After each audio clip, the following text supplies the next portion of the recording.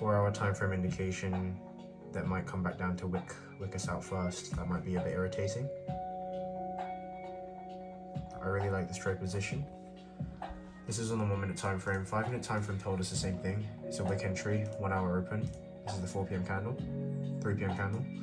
I'm expecting price to continue the push up. You've already grabbed liquidity in this area before, so I'm not expecting you to grab it again. I'm waiting for price to hold. Break-even level is here, risk off the table.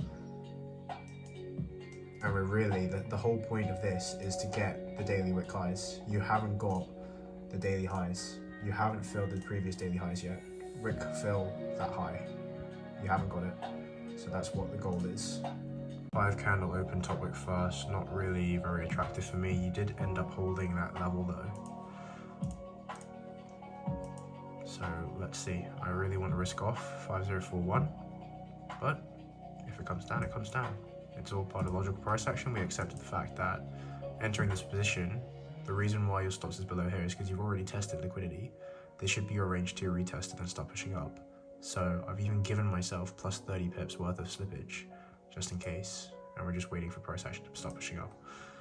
There is still a risk that price action might need to retest its 4-hour lows, but I think the next time it rebreaks, you're probably just going to see it plummet all the way down to the low of the range. So this is as good as the position's going to get for today, and we're moving risk-free, hopefully very shortly, if price continues the momentum it currently has. All right, we've moved risk-free. This is the hour candle open, that's the flip, so this is now free money. Price action starts pushing above. When you start getting retests, if we can get retests, we'll be looking to start trailing positions when we can get some really clear windows on price. This is the overall trade position that I'm looking at, and we're just gonna leave it. We're just gonna leave it. If price action comes down, it comes down. If price action goes up, it goes up. Another thing I wanna note here is where I've placed risk-free break even, should I actually not go break even, but move it to the lows here? And let's see what difference that makes in the future. This is probably a break-even trade. I really would like to know what that means. We're still in the area that is danger because of the entry. So you re-break the lows, you're most likely gonna start getting wicked out. And the next problem is gonna be is this 5 opens up, bottom wick first, re-breaks the lows, you're gonna get stopped out. It is what it is. I think if we zoom out, you re-break the highs, you've got a very high chance of hitting your first TP of 5056. We just have to see what happens, but you're again lower time frame struggling to close above that range, which doesn't inspire too much confidence for the drive up, but actually inspires more confidence of either a consolidation or price action retesting those lows, which obviously what's the point of risking that if you're already in profits? So we will just wait and see what price action will do. I think it's most likely going to be a wicked out trade if price action doesn't clear this area, but this is a really fantastic trading entry, fantastic trading breakdown, and hopefully it can get paid. If we don't get paid, then we tried. This is attempting pretty much the best trade of my life. 548 pips, 3.65 risk to reward ratio. Let's just see if it plays out. Oh, it's looking very tough. It is looking very tough. All right, so we're back again. This is now post-trade session, and price action didn't do what we wanted, unfortunately. So the price point entry we had is the same place here. Honestly, I'm really proud of what we've achieved today. Just looking at, sure, adapting to price points, looking at new levels, looking at new pieces of liquidity.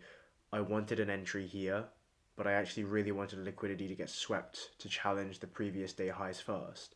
And if we had that, it would have been absolutely phenomenal for me to have taken that sell to then take advantage of not just your first level, not just your second level, but also re-breaking the current 4-hour candle lows to then start pushing you down, which was absolute perfection in terms of the market analysis and breakdown and read on price action. So yes, we missed the opportunity, but what was the biggest show, the biggest thing that we had during this trading session, which is of course the position that I took, which was an attempt on the buys up. Now I understood that the daily bias is still extremely bullish at this point, especially because we still have a challenge towards the top wick of the previous wick fill for the candle high. But you have to take into strong consideration when I was going into this position, we already knew that the 4-hour is coming down, re-breaking its current lows, already grabbing an immense amount of liquidity to the upside, which as you can see, this candle has just reversed the entire day. So I already knew this when I had the conviction and had the ideas to get into the buys. So it wasn't a issue for me to get in, not knowing that that was the case. The 1 hour time frame opened up very nicely, came down for a bottom wick first. We were looking at the re-challenge of the lows. You had liquidity get swept, so it was a very, very good textbook validation trade. We had current range liquidity areas, the mirror on price action, the narrative, and the break of the lows and highs of current candles for us to go ahead and get into these positions.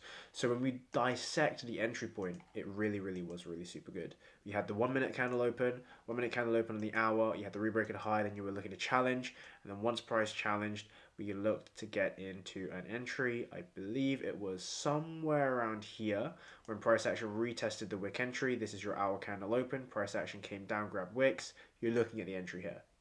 So when we got into the entry, you had an advantage point set to just above the flip of the hour candle highs because you're already under the understanding.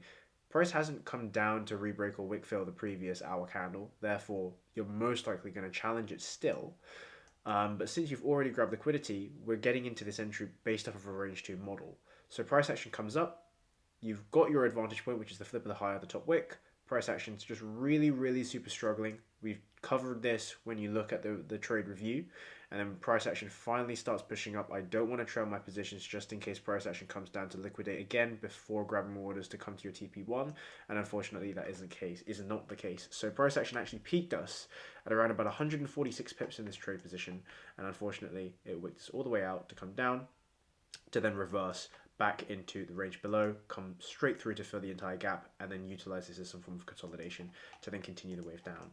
So unfortunately for me, it wasn't the right time to look for this trade position. It was my attempt at actually the biggest amount that I could potentially grab in a trade position, which is literally reversing the entire day.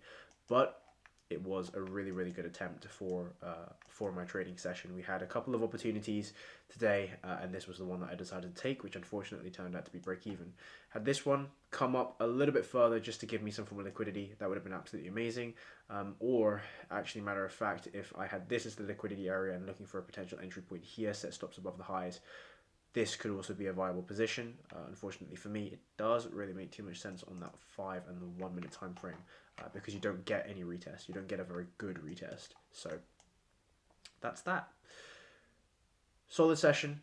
Happy with the progression. We're on to midweek, and hopefully we can get an even better trading session in the books.